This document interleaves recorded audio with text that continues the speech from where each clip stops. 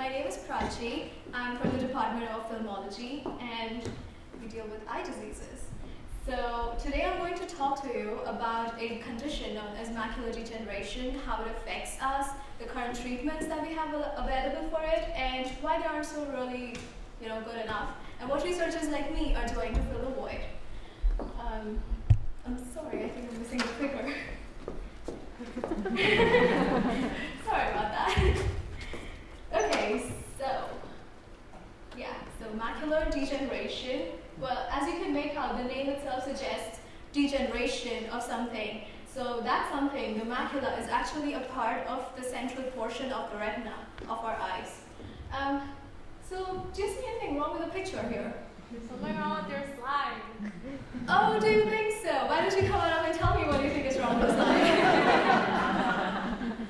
Well, there's a giant black blur in the middle of it. You're right, actually it is, and the reason you see it that way is because you're an AMD patient. Thank you so much. Okay, so this is what the vision will be like if you have this condition. So in order to know what is disease, we first need to know what is normal. So let's see a little bit about the human eye. So just like a camera has the lens and the film, the human eye has a refractory portion and a neurosensory portion. So the refractory portion is the cornea and the lens. Their main function is to converge the incoming light rays from the surroundings, bend them and focus them onto the retina, which is the neurosensory bit. The macula is the central portion of this retina. This neurosensory part, it converts the visual stimulus into electrical impulses and sends it to the brain through the optic nerve. And the brain actually recognizes the images and processes them. But if you have macular degeneration, not only will you see a gray patch, you'll also see like blurry wavy lines or dullness in color.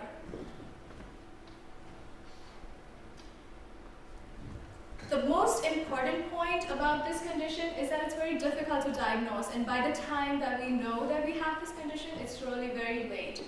So let's see why that happens. Now, as you can see in the picture here, the left and the right eyes see two different parts of the same object. So if you're looking at this object here, your left eye and your right eye will see two different parts of this same object.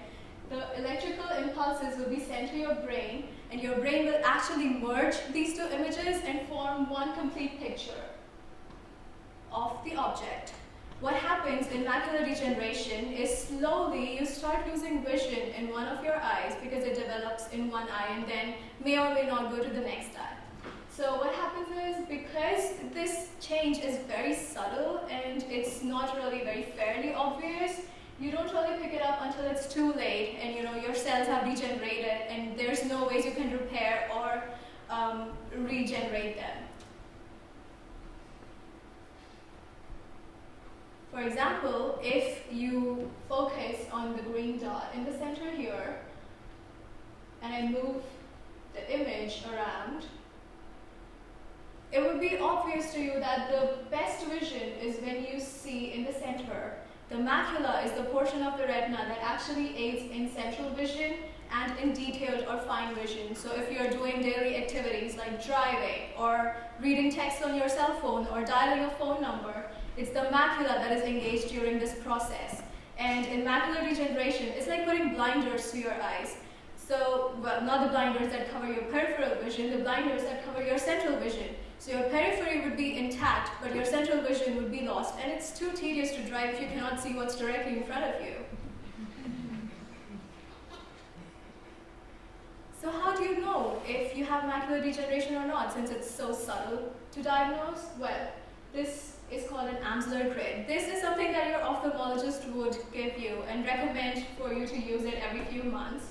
This does not substitute for the ophthalmologist visit, so yeah, please don't stop at that. So if you can participate a bit over here, I'm going to diagnose you for free. How's that? So what I need you to do is close one eye and look at the center of the grid. Look at the center of the picture. Do you see all the four corners of the grid? Okay, do you see straight lines? Yes. Do you see the intersections at right angles? Great, you don't have AMD. You're all perfectly healthy and fine. So let's see what an AMD patient actually would see in this vision. Could you please help us here? Okay, so what do you see? Do you see the four corners of the grid? Everything's kind of wavy. This is what she means by wavy. Do you see the dot in the center? No, it's just a giant blur. This is what she means by the giant blur. So your macula, because it is degenerated, the cells have actually died, and you now see a gray patch and wavy or curved or blurry lines instead of sharp, fine, right-angled intersections. Thank you so much.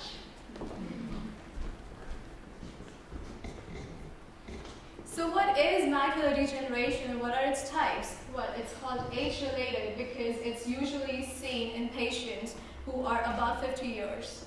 And there's two types of macular degeneration that we have. The dry type, which progresses to geographic atrophy, that's dying of the cells in the macula, and the wet type, which leads to an advanced form called choroidal neovascularization. Might be a mouthful, but you can just call it CNV. And in this way, in this condition, what happens is there's actual formation of new blood vessels in your eyes. Let me just show it to you. So this is what happens in dry AMD. This is what your eye will look like in the microscope if you go to see a doctor or an eye specialist. And the reason you see these yellow spots in here are because of the formation of drusen. These are accumulations of your regular cellular debris. So like during normal wear and tear, your cells are unable to clear this debris and it just keeps lying there and it invades the various cellular areas. So like the Bruch's membrane, epithelial cells, etc. So these are just layers of the retina which get damaged because of the presence of drusen. On the other hand, what happens in wet AMD is growth of new blood vessels within your eye, and these actually invade the retina. And these blood vessels are very fragile, they're very weak, so they eventually leak blood and fluid within the area, and that causes the layers to separate into different portions. So what do we do about this? Well, it may say therapeutic options, but there are no treatments for this disease. Let me rephrase that. There are no treatments for AMD, especially the dry type, because you don't really know how to stop it. On the other hand, for the wet type, we have these different kinds of options available. What they do is basically kill the new blood vessels growing in your eye, but they're not going to stop them growing. So it's not a curative treatment, or it doesn't exactly go to the cause or go to the origin of this disease and stop it or destroy it. Anti-VEGF injections, these are injections given directly into the eye, within your eye. So yeah, the needle will actually poke you in the eye. And it'll go and bind to the blood vessels and it'll destroy them by stopping their growth. VEGF is the protein that actually aids it, so anti-VEGF kind of makes sense. The other thing is the photodynamic therapy, where you have a dye injected into your system and it will go and bind again to these abnormally growing new blood vessels, and using a laser beam, these vessels will be destroyed.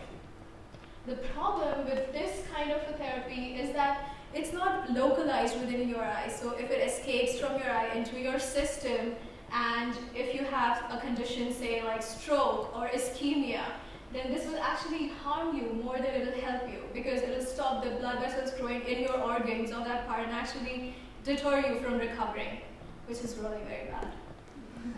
So what do people like me are doing to help this? Well, this is where my research and my project comes into the picture. What I'm doing is something completely unique, and it's a very novel opportunity that I get while working with the human eye. So I actually get human donor eyes, and I take sections of them in a cryostat. Well, this is actually -20, so it's very cold. And I take really thin sections of the eye, so like 20 microns or 15 microns, and I label them with antibodies, which actually go and bind to the cells that are not supposed to be present within the eye. What my hypothesis is that the presence of inflammatory factors in cells that actually cause inflammation are the ones that lead to macular degeneration. This is important because we don't know what the basic cause or the basic source of origin for this disease is. So once you label those cells that are present in the eye which are not supposed to be present, you can see them under the microscope because they are fluorescent and you'll be able to see it under confocal microscope. The reason this is a potential new treatment is because it will actually go and bind to the cells that are present in the eye which are supposedly causing this disease. Since AMD is such a multifactorial disease, there's like genetic studies and smoking related studies and environmental studies, but these are all studies that say, okay, if you have AMD, you get these conditions, but you don't really know why you have AMD. AMD basically affects people who are over 50 years of age, predominantly affects the Caucasian population compared to blacks or Hispanics, and it's really very dangerous because it leads to severe vision loss and irreversible blindness. We don't really know what causes this, and that's really shocking because 90% of the people over the age of 60 and above tend to develop this disease. It's really serious that we don't really know how it's caused. So that's where researchers like me are doing our bit, and we're trying to find out how this condition affects our eyes and where does it begin from, so as to go to the main target and actually destroy that, so we are able to prevent our vision. Maybe if you go to a doctor, they'll prescribe antioxidants, so like take your vitamins or eat more greens, but those are not treatments. Those are just some things that you can do to halt the progression or slow down the progression. You don't really treat this disease. So my research is really unique, and hopefully it'll help actually point out the cause of the disease. So thank you very much.